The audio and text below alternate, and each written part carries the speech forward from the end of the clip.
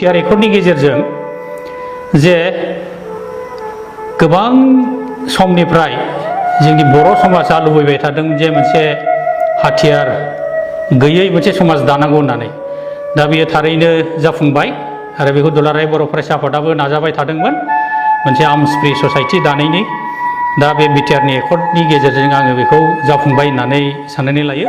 आं बेखौनो बुंगोन बेयो ओरैबायदि गिदिर मोनसे मोजां मोनसे सुक्ति नो डाउट बेयो मोनसे कमप्लिट मोनसे फुल फ्लेजेड स्टेट नङाब्लाबो बेयो जे बेयो अलरेडि मोनसे माबायाव थांबाय अन दा way to full fledged state नैबेखौ जोङो माखासे माबानिफ्राय जों दा बुंनो हायो मानोना बियो जुदि मोजाङै प्रपार इमप्लिमेन्टेसन जाजोबोब्ला जोङो मोननांगौखिनिखौ फ्राय दंजोबो होननानै बुंनो हायो।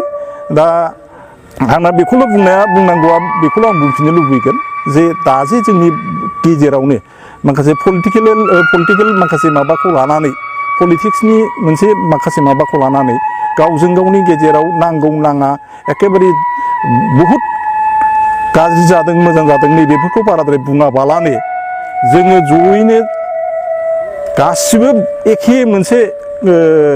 एखे मोनसे माबाखौ लानानै साननाय बा मोनसे माबाखौ आवगायलाङोब्ला मावफुंलाङोब्ला प्रपार इमप्लिमेन्टेसननि थाखाय बयबो जयैनो जुदि खौसेयैनो जों मावलाङोब्ला जोङो बेजोंनो उनाव जेखौ जों हास्थायदों जेखौ जोंनि बड'फा उपेन्द्रनाथ ब्रह्मआ जोंनो जि माबाखौ होलांदों बेखौ आल्टिमेट जोंनि माबायाव सहैगोन होननानै आं आसा खालामो आरो बेयो जाफुंसारगोन होननानै आं सानो। खनसे नङा खननै नङा खनथाम एकर्डजों जाबाय बिएससि बिटिसि आरो बिटिआर आं बुंगोन बे मोनथामबो एकर्डआ जोंनि मोनफा मोनफा माइल खुन्थिया माइलस्टन आरो बेजों जोंनि बे ओनसोलनि सुबुंफ्रा एसे नङा एसे मोनसेनि उनाव मोनसे साबसिननिफ्राय हामसिनै जोङो जौगाबोदों रांखान्थियारि हालोदावनो होन राजखान्थि हालोदावनो होन जोङो सोलोंथाइनि बिथिङावनो होन जोङो जौगाबोदों। बिटिआर सुक्तिनि गासैबो दफाफोरखौ बिजिरना नायनायनि उनाव आं बेखौनो बुंनो सानोदि बे सुक्तिया मोनसे आबुं आरो भाइब्रेन्ट सुक्ति। बे सुक्तिया बिटिआर ओनसोलनि गासैबो बिथिङाव आरो गासैबो हारि माहारिनि थाखाय जौगानाय लाबोगोन। बे सुक्तिनि गासैबो दफाफोरखौ मोजाङै जुदि इमप्लिमेन्ट खालामजोबनो हायो बियो मोनसे सेपारेट स्टेटनिफ्राय खम जानाय नङा होननानै आं बुंनो सानो।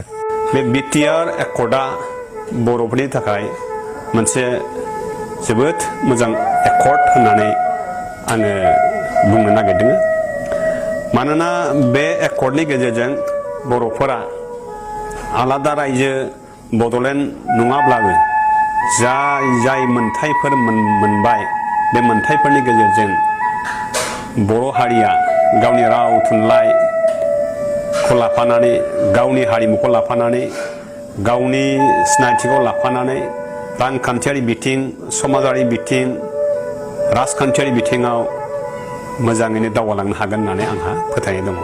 आं बड'लेण्ड जिथु टेरिटरियेल रिजन बिटिआर सुक्ति बे सुक्तिखौ जों बरायदों मोजां मोनदों आरो बे सुक्तिनि गेजेरजों बर'फोरहा मोनसे गोदान स्टेपाव सफैबाय होननानै जोङो फोथायनानै लादों। मानो होनना बुङोब्ला बे सुक्तिनि दारैहाय बर'फोरा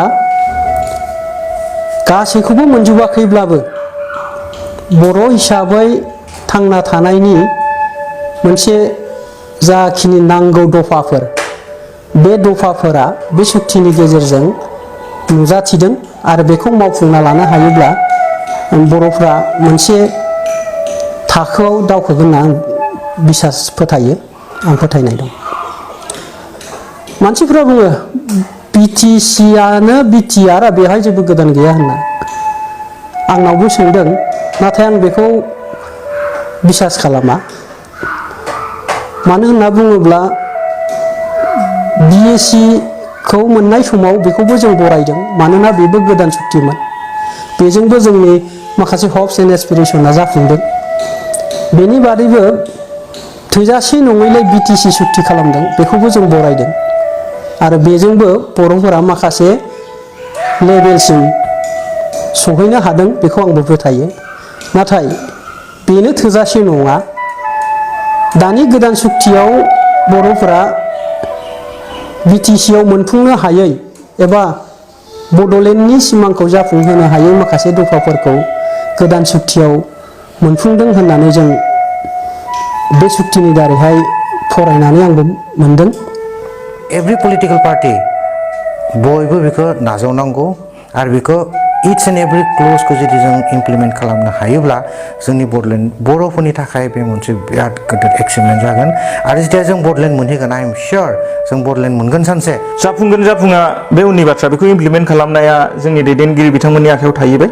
बे जाहैबाय जायफोरनाखि जाय बर' बिथांमोनहा बिटिसिनि बाहेरायाव दङ बिथांमोनखौ जे इनक्लुड खालामनो नागिरदों गहपुरथिं, दा बे प्रभिजनाबो जुदि इमप्लिमेन्ट जायोब्ला बियो बर' हारिनि थाखाय जोबोद गोग्गाथाव आरो जोबोद मोजां जागोन। जे बे सुक्तिया जे बिटिसि सुक्ति जे जानानै थांदोंमोन 2003आव, बेनि मोनसे आपग्रेडेसन सुक्ति आरो बिटिसि सुक्तियाव थालांनाय माखासे गोबां दफानि जे लुप हलफोर बा माखासे दफाफ्रा बेनि इमप्लिमेन्टेसननि खेथ्रआव गोबां मोनसे जेंना लाबोदोंमोन।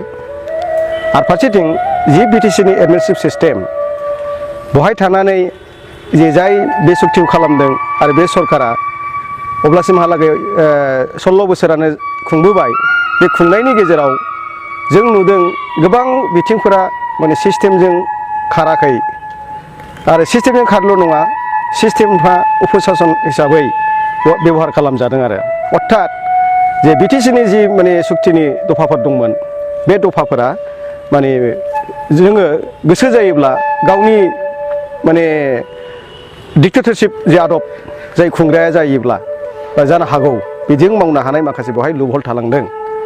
दा बिटिआर सुक्तियाव नाथाय बेफोर गासैखौबो जिनिसखौ नोजोर होनाय जादों।